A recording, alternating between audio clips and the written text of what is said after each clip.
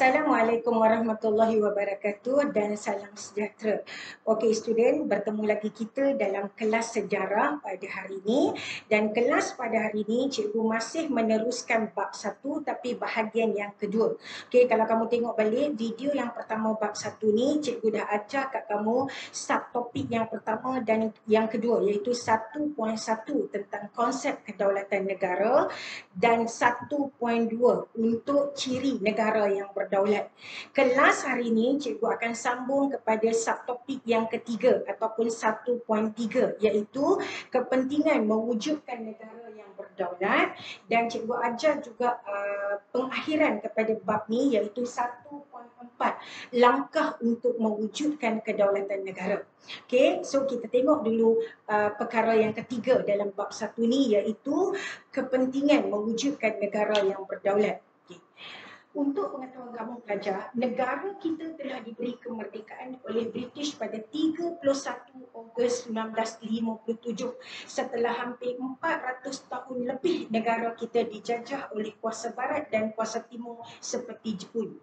Dan bila kita mendapat kemerdekaan, bermaksud negara kita telah mencapai satu status di mana negara kita berada dalam keadaan yang berdaulat, atau kebebasan, atau memberi kemerdekaan yang sepenuhnya untuk rakyat negara kita. Pemimpin negara kita menentukan hala tuju pentadbiran negara. So apakah kepentingan mewujudkan kedaulatan negara ni? Apakah kepentingan bila kita diberi sebuah kemerdekaan? Kepentingan yang pertama, untuk mewujudkan atau menunjukkan betapa pentadbiran negara kita sangat berkesan. Keberkesanan pentadbiran. Pentadbiran di mana rakyat yang memilih pemimpin, rakyat diberi hak secara dalam sistem pemerintahan demokrasi untuk memilih pemimpin, dan pemimpin mampu menjalankan pentadbiran yang baik serta berkesan, maka ini menunjukkan bahawa pentingnya kedaulatan negara.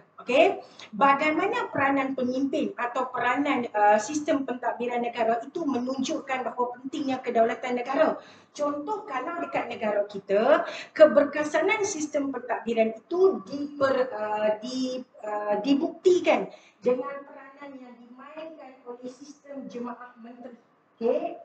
Jemaah menteri ini, untuk pengetahuan kamu, adalah sistem kabinet. Sistem kabinet dibentuk apabila berlakunya pilihan raya umum. Bila pilihan raya umum berlaku, maka parti-parti politik yang menang secara majoriti akan diangkat menjadi pentadbir di peringkat kerajaan persekutuan. Dan Perdana Menteri yang dilantik berkuasa penuh untuk melantik menteri-menteri yang memegang jawatan di dalam jemaah menteri atau sistem kabinet. Maka merekalah yang bertindak untuk menguruskan pentadbiran negara, menentukan hala tuju pentadbiran negara bagi menjadikan Malaysia sebuah negara yang mampu untuk bersaing di persada antarabangsa. Selain itu, keberkesanan sistem pentadbiran itu juga ditunjukkan dengan konsep kerjasama di antara kerajaan persekutuan dan kerajaan negeri. Di antara kerajaan persekutuan dan kerajaan negeri. Kenapa perlu wujudnya kerjasama di antara kerajaan persekutuan dan kerajaan negeri? Kenapa? Adakah wujud pembahagian kuasa antara kerajaan persekutuan dan kerajaan negeri? Ya. Kamu ingat balik dalam sejarah tingkatan 4, cikgu bagi tahu pada kamu, ketika kita dimerdekakan oleh British, kita dianggap sebuah negara persekutuan.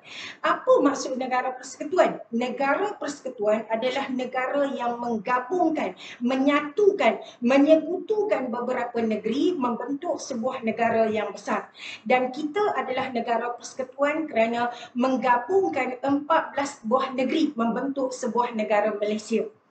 Bila kita menggabungkan kerajaan negeri yang beberapa kerajaan negeri untuk membentuk negara Malaysia, maka perlu adanya pembahagian kuasa di antara kerajaan persekutuan dan kerajaan negeri.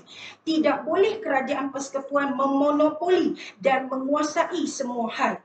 Maka perlu wujud kerjasama antara kerajaan negeri dan kerajaan persekutuan bagi memastikan sistem pentadbiran negara kita dijalankan secara berkesan. Pentadbiran negara yang berkesan itu mampu mewujudkan kesejahteraan rakyat, mampu mewujudkan keamanan negara, mampu meletakkan negara kita sangat berdaya saing di peringkat antarabangsa kerana sistem politik dan pentadbiran berada dalam keadaan yang cekap, okey, kerana wujudnya kerjasama antara kerajaan persekutuan dan kerajaan negeri.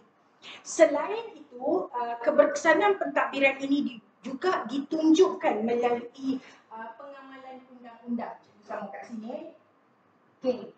Undang-undang yang terdapat di dalam perlembagaan persekutuan itu dipatuhi oleh seluruh rakyat, oleh seluruh pihak pemerintah, parti politik, kerajaan negeri, kerajaan persekutuan. Maka apabila semua pihak yang berada di Malaysia ini, sama ada golongan rakyat atau golongan pemerintah, jika mematuhi undang-undang yang terdapat di dalam perlembagaan persekutuan, menunjukkan bahawa kita sangat cekap dalam melaksanakan pentadbiran negara. Kerana pentadbiran negara ini, pentadbiran yang cekap ini menunjukkan bahawa pentingnya sebuah kedaulatan. Pentingnya kedaulatan negara itu kerana menunjukkan, memaparkan, mempamerkan sistem pentadbiran yang berkesan. Ini yang pertama. Yang kedua, kepentingan mewujudkan kedaulatan atau mewujudkan negara yang berdaulat untuk mewujudkan kemakmuran ekonomi. Untuk mewujudkan kemakmuran ekonomi. Kemakmuran ekonomi ini kita capai apabila negara sejak kita merdeka pada tahun 1957 sehingga sekarang, kerajaan telah merangka beberapa dasar ekonomi untuk memajukan negara kita. Contohnya, kerajaan telah memperkenalkan rancangan pembangunan ekonomi 5 tahun. Rancangan pembangunan ekonomi 5 tahun. Kenapa kerajaan perkenalkan rancangan pembangunan ekonomi 5 tahun ni? Sebab kita nak pastikan bahawa setiap perancangan untuk memajukan ekonomi negeri-negeri di Malaysia serta seluruh rakyat Malaysia dapat dibuat. Maka kita nak pastikan bahawa rakyat menikmati kemakmuran ekonomi, rakyat memperolehi pendapatan yang baik dan negara juga dapat makmur dari sudut ekonomi. Maka kemakmuran ekonomi itu menunjukkan bahawa kita mampu menjadi sebuah negara yang berdaulat kerana kemantapan ekonomi itu penting dalam menjaga kedaulatan negara. Selain daripada rancangan pembangunan ekonomi negara, ekonomi 5 tahun, kerajaan juga pernah memperkenalkan dasar-dasar ekonomi. Dasar-dasar ekonomi. Contoh dasar-dasar ekonomi yang kerajaan perkenalkan untuk menunjukkan bahawa ekonomi negara itu dapat dirancang, dapat dimakmurkan, dapat dimajukan. Contohnya seperti dasar pertanian negara. Dasar pensyarikatan, dasar penswastaan, dasar kependudukan. Maka dasar-dasar ekonomi ini telah diperkenalkan oleh kerajaan bertujuan untuk memakmurkan ekonomi negara. Kenapa kita buat ni? Sebab kita adalah sebuah negara yang berdaulat, maka kemajuan ekonomi, kemakmuran ekonomi perlu dirancang bagi meletakkan Malaysia sebagai sebuah negara yang mampu cemerlang dari sudut ekonomi. Kecemerlangan dalam ekonomi menunjukkan kita mampu menjaga kedaulatan negara. Next. Selain itu, kepentingan mewujudkan negara berdaulat apabila kita mampu mewujudkan kesejahteraan sosial. Kesejahteraan sosial ni dicapai cara macam mana? Kesejahteraan sosial ini dicapai melalui usaha-usaha kerajaan untuk menyatukan seluruh rakyat. Sebabnya kita adalah sebuah negara yang mempunyai masyarakat berbilang kaum. Negara kita dibina dengan konsep toleransi, pakatan murni antara semua kaum yang ada di Malaysia.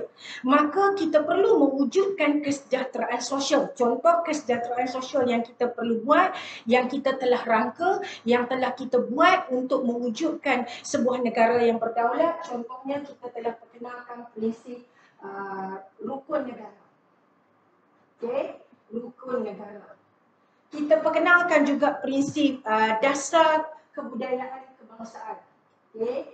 Dasar kebudayaan kebangsaan. Jadi di sini kita wujudkan juga contohnya seperti SUKMA, Sukan Malaysia. SUKMA. Okay. Kita wujudkan juga mengenai bahasa kebangsaan. Kenapa kita wujudkan macam ni? Sebab kita nak tunjukkan bahawa perlu ada ikatan, perlu ada konsep toleransi, perlu ada konsep kerjasama antara semua kaum di Malaysia. Apabila wujudnya toleransi, perpaduan, kerjasama antara semua kaum di Malaysia, maka kita akan dapat menunjukkan bahawa dari sudut sosial, okay, masyarakat Malaysia berada dalam keadaan sejahtera, dalam keadaan aman. Kesejahteraan sosial itu menunjukkan pentingnya sebuah negara yang berdaulat kerana kita telah mampu merancang dasar-dasar sosial bagi menyatukan seluruh rakyat. Okay? Yang keempat, kenapa kepentingan negara berdaulat ini, negara yang berdaulat ini? Kerana kita dapat mewujudkan kecemerlangan hubungan luar. Okay, kita mampu dengan bebas untuk merancang, untuk menjalinkan hubungan dengan negara-negara luar atau hubungan diplomatik. Kita bebas untuk memilih. Adakah kita akan berkawan dengan negara yang memberi kepentingan ekonomi kepada kita? Atau adakah kita akan berkawan dengan negara yang mampu untuk mewujudkan hubungan sosial yang hebat antara seluruh rakyat? Atau adakah kita akan berhubung atau menjalin hubungan diplomatik dengan mengambil kira konflik antarabangsa? Maka, okey, bila kita berada dalam negara yang berdaulat, maka kita bebas untuk menentukan hala tuju hubungan diplomatik. Kita bebas menentukan negara mana yang kita perlu jalinkan hubungan secara lebih rapat.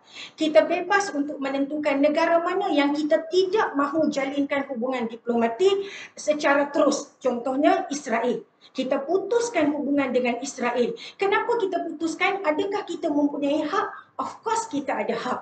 Okay? Sebab kita adalah negara berdaulat. Itu maksud dia kepentingan mewujudkan negara berdaulat. Kita bebas memilih rakan di peringkat antarabangsa. Contoh kenapa kita putuskan hubungan diplomatik dengan Israel sampai dekat pasport rakyat Malaysia ni, antara negara yang kita tak boleh pergi adalah Israel. Kenapa kita putuskan hubungan dengan Israel? Padahal Israel sangat gah dalam ekonomi dunia. Kerana Israel kita anggap adalah sebuah negara yang tidak menghormati prinsip keamanan. Sebagai sebuah negara yang mengamalkan sistem demokrasi berparlimen, kita sangat mementingkan kebebasan asasi seseorang manusia. Seseorang manusia berhak untuk hidup secara aman, berhak untuk menikmati kemakmuran ekonomi negara dia.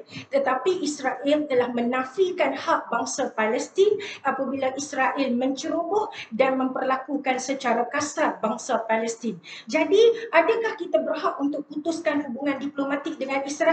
Of course kita ada. Sebab kita adalah negara yang bebas dan berdaulat, maka kita bebas menentukan hala tuju atau hubungan diplomatik kita di peringkat antarabangsa. Itulah pentingnya mewujudkan negara berdaulat. Kita tidak ditekan atau ditindas atau dipaksa oleh sesiapa untuk menjalinkan hubungan dengan negara-negara yang kita tak suka. Okay? So, ini bertujuan untuk memastikan kita memilih, memastikan hubungan diplomatik. Okay? Memberi faedah kepada Malaysia. Ni tujuan ni adalah kepentingan untuk mewujudkan negara berdaulat. Cikgu dah bagi 4 kepentingan ni cikgu dah terang. Okey, sekarang kita akan belajar pula perkara yang terakhir dalam bab 1 ni, iaitu langkah untuk mempertahankan kedaulatan negara. Hati-hati bahagian ni dia selalunya keluar soalan kebat. Dia nak tanya pendapat kamu, apa tugas kamu, apa peranan kamu, apa tanggungjawab kamu dalam memastikan negara kita berada dalam kedaulatan, dalam memastikan kita mendapat kemerdekaan untuk selama-lamanya. Sebab sekarang ini jika kita tanya, adakah kita ini, bangsa Malaysia ini telah mendapat kemerdekaan secara total? Tidak juga. Sebab bangsa kita, negara kita, rakyat kita masih dijajah dari sudut pemikiran, masih dijajah dari sudut budaya, masih dijajah dari sudut bahasa. Ini dipanggil imperialisme moden, iaitu imperialisme yang tidak melibatkan kuasa negara lain menceroboh negara kita, tetapi melibatkan pencerobohan atau penjajahan dari sudut minda, dari sudut bahasa, dari sudut budaya. Okay? Kita diceroboh secara diam. Okay, kita dijajah secara diam, di mana rakyat Malaysia dah ramai yang hilang jati diri, dah hilang nilai ketimuran dan mengagungkan barat. Bermaksud kita masih dijajah, kita masih tidak mendapat kedaulatan secara total sebab rakyat kita dijajah dari sudut pemikiran. So, apakah langkah untuk mewujudkan kedaulatan negara ni? Apakah cara yang kita nak pastikan supaya negara kita kekal berdaulat, kekal merdeka tanpa campur tangan kuasa asing? Pertama, kita perlu mewujudkan kestabilan politik dan ekonomi.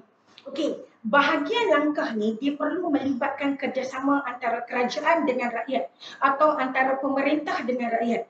Kenapa? Sebab kalau kerajaan sahaja yang mengambil beberapa langkah untuk menjaga kedaulatan negara tetapi tidak disokong, tidak mendapat kerjasama sepenuhnya daripada rakyat, no point.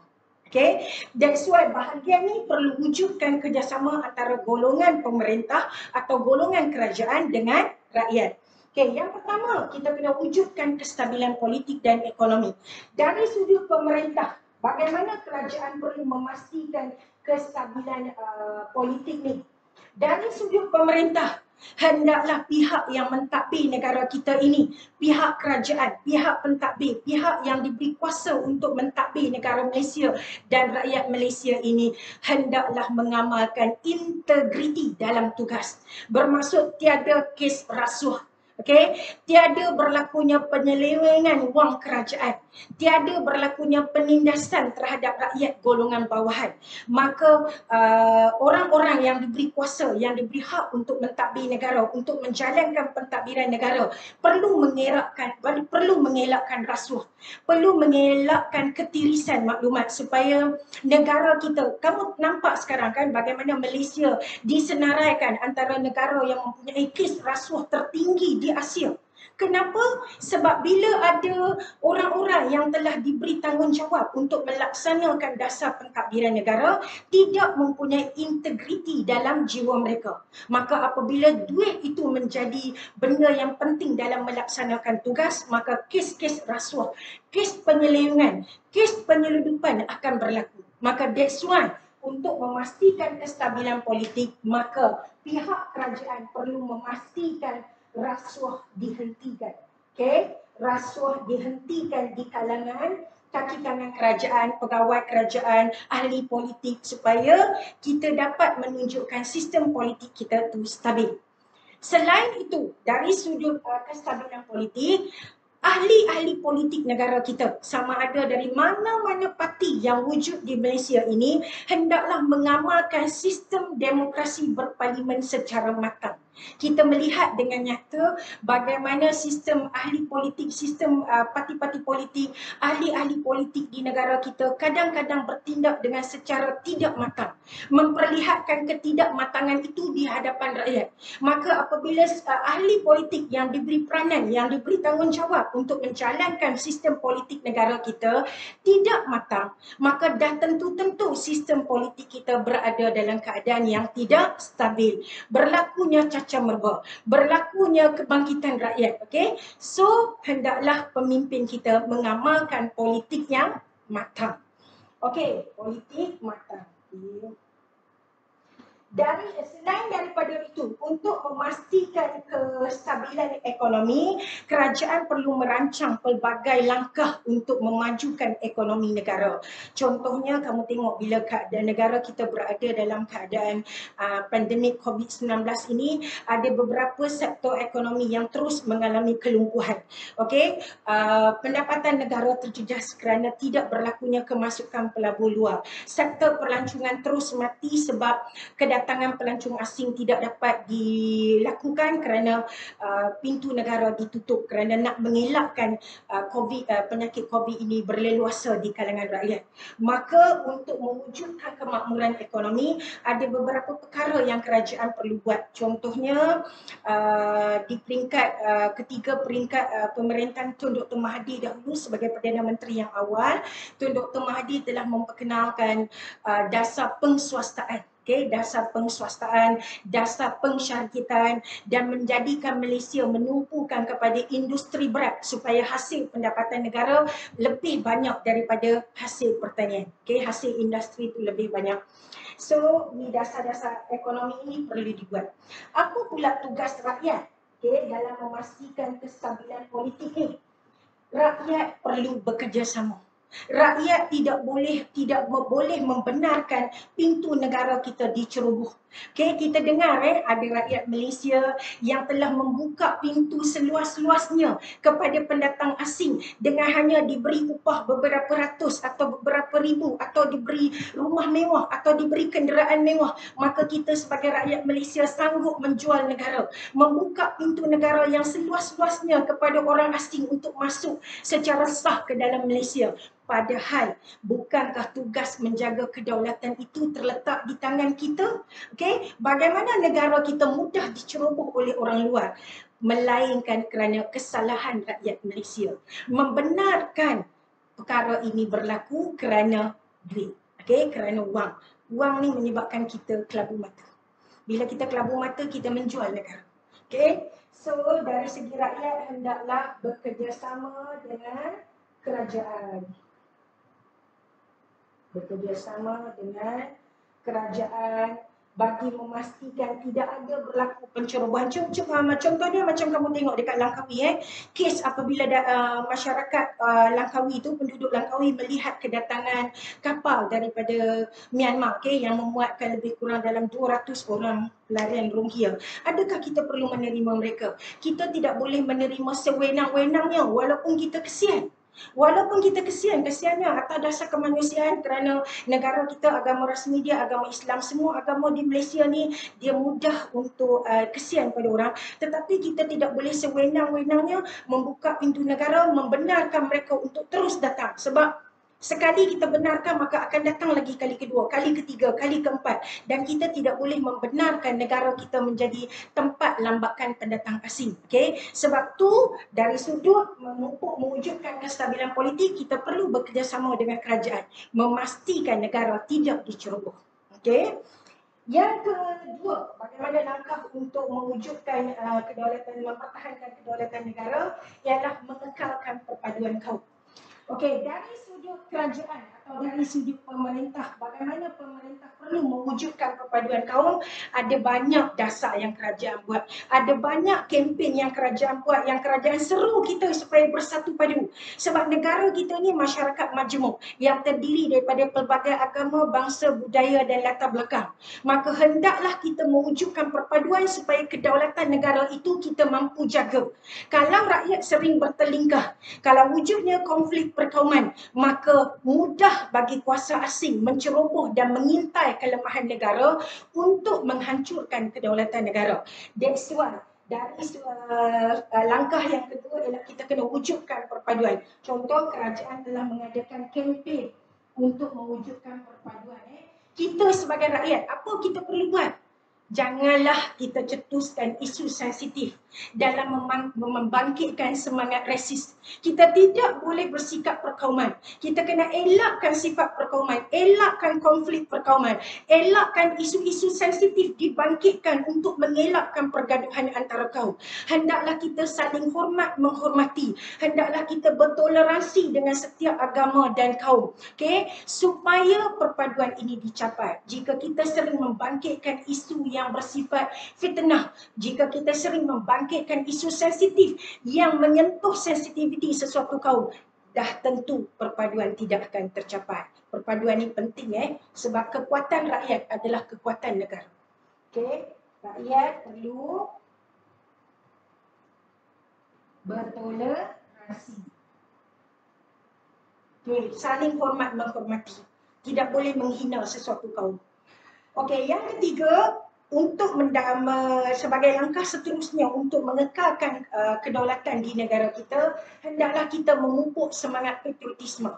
Semangat patriotisme ni kerajaan sering laungkan. Semangat jati diri, semangat nasionalisme untuk menunjukkan sayangnya kita kepada negara kita, sayangnya kita kepada bangsa kita, sayangnya kita kepada agama kita. Maka kita perlu ada semangat patriotisme. Contoh, kerajaan selalu buat tentang sambutan Hari Kebangsaan. Okey, sambutan Hari Kebangsaan ni pihak pemimpin, pihak pemerintah perlu buat Hari Kebangsaan. Kita ni kena buat apa? Kita kena ada jati diri. Jangan kita mudah lalai, jangan kita mudah terpengaruh dengan pengaruh asing, dengan pengaruh barat. Atau sekarang kamu dipengaruhi oleh K-pop. Bila kamu dipengaruhi oleh budaya dari luar, bermaksud kamu telah hilang jati diri. Bila kamu telah hilang jati diri, bermaksud sifat atau semangat nasionalisme itu telah luntur dari diri kamu. Dan bagaimana kamu nak mempertahankan negara jika jati diri atau semangat nasionalisme atau semangat cinta kepada negara itu hilang? Okay? So fikirkan kenapa semangat patriotik ni penting untuk menjaga kedaulatan negara. Janganlah kita terlalu taksub kepada budaya dan pengaruh dari luar. Sebab kita berasal dari rumpun alam Melayu. Maka hendaklah kita berpijak di bumi nyata bahawa kita masyarakat timur mempunyai identiti sendiri dan kita perlu ada jati diri sendiri, semangat nasionalisme yang tinggi untuk menjaga kedaulatan negara. Okay? Hati-hati sebab golongan muda adalah golongan yang mudah dipengaruhi dan hilang jati diri. Okay. Rakyat kena buat apa? Rakyat kena pupuk semangat patriotik itu. Macam mana nak pupuk? Contoh, kamu belajar sejarah. Kamu mengetahui tentang susu galur sejarah negara. Kamu mempunyai nilai patriotik. Jika kamu tidak memburukkan nama negara di peringkat antarabangsa, kamu mempunyai nilai patriotik. Jika kamu tidak menunjukkan cerita yang tidak sahih, tidak benar di media sosial untuk menjaga imej negara, maka kamu mempunyai semangat nasionalisme atau semangat patriotik yang tinggi. Maka janganlah burukkan nama negara di persada antarabangsa. Okay? Melalui media sosial.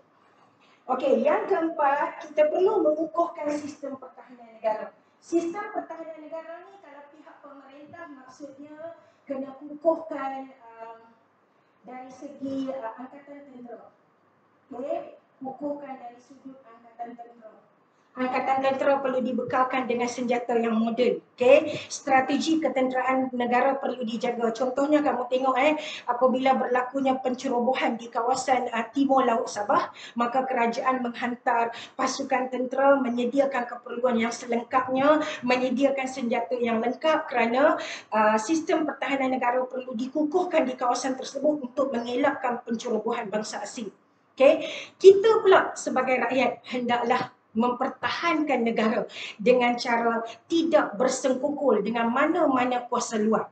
Okey, tidak melindungi mana-mana pendatang asing. Kadang-kadang kita ni lalai, okey, kadang-kadang kita bawa masuk pendatang asing ke negara kita hanya kerana mereka memberi sejumlah wang kepada kita. Tetapi kita lupa apabila kita menerima mereka secara sewenang-wenangnya, kita telah melemahkan sistem pertahanan negara dengan membenarkan seorang pendatang asing di negara kita tanpa dokumen yang sah, tanpa kebenaran daripada kerajaan. Maka sebagai rakyat Malaysia, hendaklah kita bersama-sama membantu kerajaan untuk mengukuhkan sistem pertahanan negara kerana mengukuhkan sistem pertahanan negara adalah kepentingan menjaga adalah langkah untuk mempertahankan kedaulatan negara. So hati-hati, dua bahagian ini selalunya keluar soalan kebat. Hendaklah kamu jaga betul-betul, fahamkan betul-betul apakah kepentingan sebuah negara yang berdaulat dan apakah langkah untuk menjaga kedaulatan negara. Okay, terima kasih kelas. Jumpa lagi untuk kelas seterusnya. Assalamualaikum warahmatullahi wabarakatuh dan salam sejahtera.